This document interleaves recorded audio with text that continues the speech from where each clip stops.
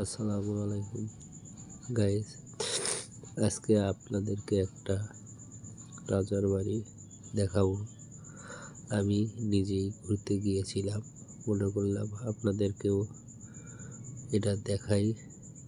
এখন ভাঙা বাড়ির ভিতরে ঢুকতেছি, আস্তে আস্তে যাচ্ছি, গা শিউরে উঠতেছে।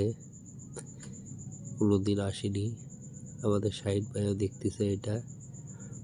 এখন আসেন আপনারা, এই সাইডটা আপনাদেরকে দেখানোর চেষ্টা করব। শাহিদ ভাই এটা দেখবা নাকি? একটু লাইট ধরো। হ্যাঁ, আসো দেখি এর ভিতরে কি। এইটা আসলে ছোট একটা রুম, একটা লোক মোটামুটি প্রবেশ করা যাবে। আসলে এত চিপা বা সুরঙ্গ মতো দেখতে, ওটারাও কি করতো সঠিক জানি না। আসেন, আজকে আমি আপনাদেরকে পুরো বাড়িটা ঘুরে দেখানোর চেষ্টা করব। এই দিকটা দিয়ে সম্ভবত উপরে ওঠা যায়। হ্যাঁ, সঠিক। আমি এখন আস্তে আস্তে উপরে ওঠার চেষ্টা করছি এবং আপনাদেরকেও উপরটা দেখানোর চেষ্টা করব। সিঁড়িটা ভেঙে গেছে, উঠতে প্রচণ্ড কষ্ট হচ্ছে।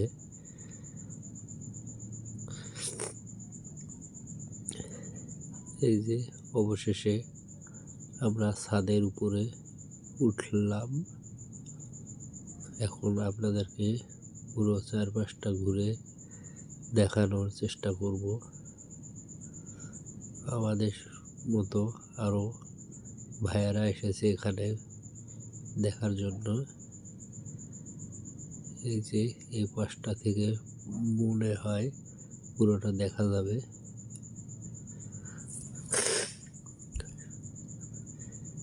আপনারা একটু ধৈর্য সহকারে দেখবেন। পুরোটা বাড়ি ভেঙে গেছে, জংলি গাছ গছালি দিয়ে নষ্ট হয়ে গেছে, কিন্তু দৃষ্টিনন্দন একটা জায়গা, দেখে অনেক ভালো লাগতেছে।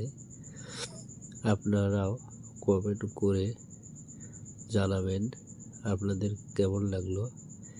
এটা একটা পুকুর, সবাই জানেন পুকুর, কিন্তু এটা নাকি রাজাদের পুকুর ছিল, ওনারা গোসল করতো। সাইডে আরো পুকুর আছে, আপনাদেরকে দেখানোর চেষ্টা করবো পুরোটা।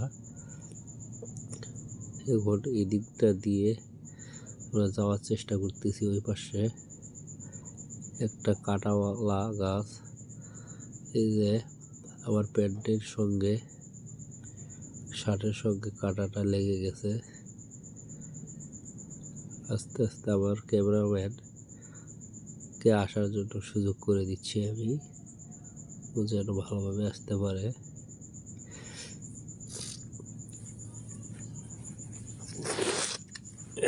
আসেন, এই দিকটা আপনাদেরকে পুরোটা ঘুরে দেখানোর চেষ্টা করব।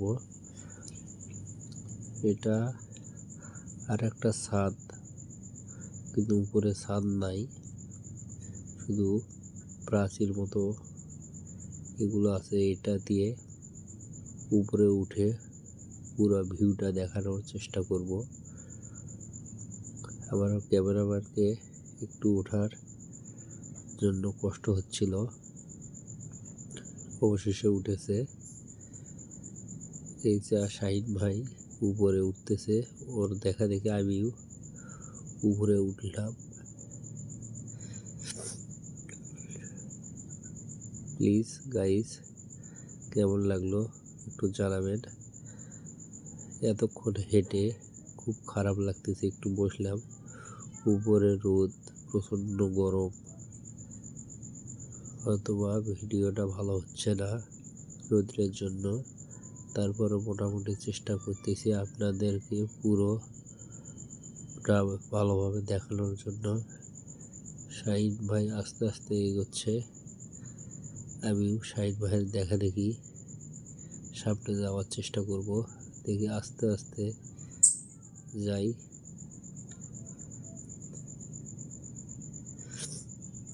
শাহিন ভাইকে ধরে একটু দাঁড়ালাম, শাহিন ভাইকে জিজ্ঞাসা করতেছি কিছু দর্শকদের উদ্দেশ্যে কিছু বলার জন্য। শাহিন ভাই একটু লজ্জা পাইছে।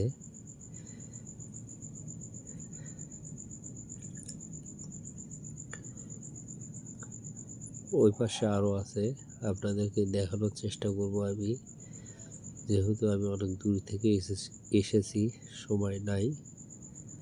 আজকে এই পর্যন্তই থাক। খোদা হাফেজ।